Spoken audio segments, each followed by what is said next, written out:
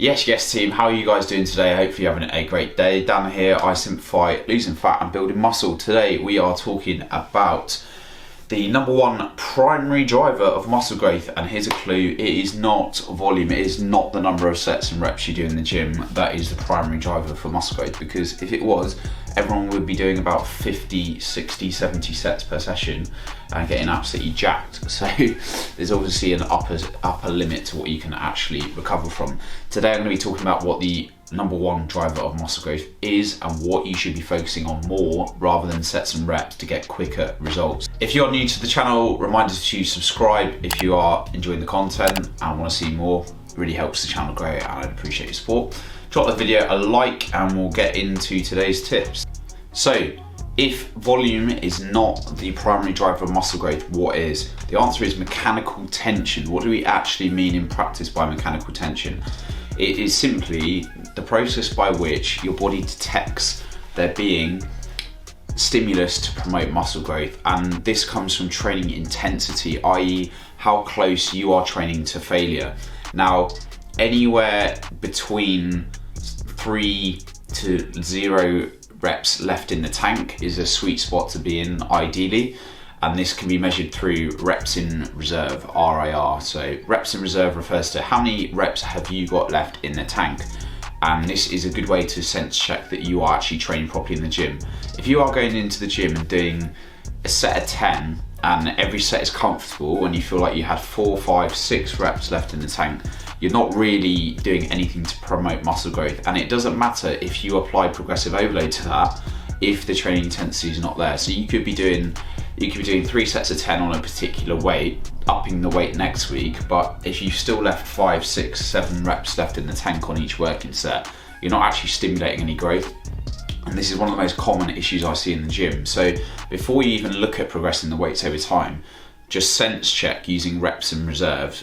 How many reps have I actually got left in the tank? It shouldn't really be more than 3 on your working sets that you're tracking over time. And depending on how close you go to failure, this will be a bit of a sliding scale in the number of sets and reps that you do. The reason why this is so important is because you will get far quicker results if you up your training intensity and reduce the number of sets you are doing. If you are someone that is going in the gym at the moment doing 4 or 5 working sets on each exercise, and you're doing, let's say, 7, 8 exercises per session, that's over 30 sets and is definitely going to be overtraining. It's going to be incredibly difficult to recover from. Your sessions will be lasting longer. And if you halve that number of sets and focus on quality over quantity, and you do 4 or 5 exercises, 6 exercises per session, 2 or 3 heavy working sets, something like that, that is going to get you quicker results than doing double the number of sets at a lower intensity. I cannot stress this enough. Mechanical tension is the primary driver of muscle growth, and the way to think about this is through effective reps. So let's take an example. If you do a set of chest press and you do a set of 10 reps. Now, it doesn't start to get challenging until the last few reps. So these are the effective reps that are actually going to count for muscle growth. So let's say you take a set of 10 and you are 1 rep away from failure. So RAR 1, reps in reserve was 1. You had 1 rep left in the tank, so you would have failed at a set of 11. Now, because you're 1 rep away from failure, those last 2 or 3 reps of that set will be sufficiently challenging to promote muscle growth and can be considered effective reps. But probably the first 5 reps there in that set are not really doing much to promote muscle growth. So that's the way to think about this. It's all about what are we actually doing in the gym?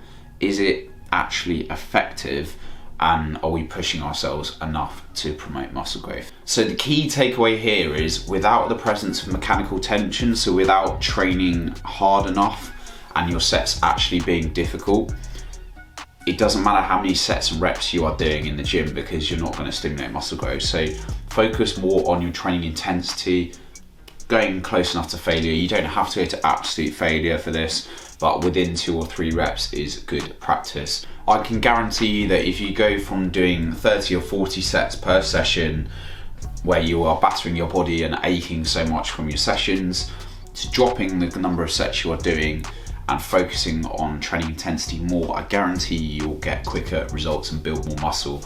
You want to start on the lower end of volume and then build up the number of sets when you know that your body can recover. So you're much better off starting with 4, 5, 6 exercises per session, 2 or 3 heavy working sets, and then when you know that you are able to recover from those sets and the weights are going up over time, so you're applying progressive overload, when that is occurring, you know that you can properly recover from that. And then if you want to add more sets going forward, once you know that your body can recover and the weights are progressing, then that's absolutely fine.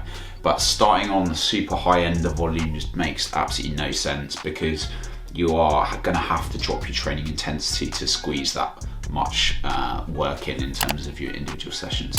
I hope that makes sense and you enjoyed the video. Please do drop the video a like if you found it useful, and subscribe to the channel if you're new, and I will see you guys on the next one. Have a great rest of your day. See you later. Bye.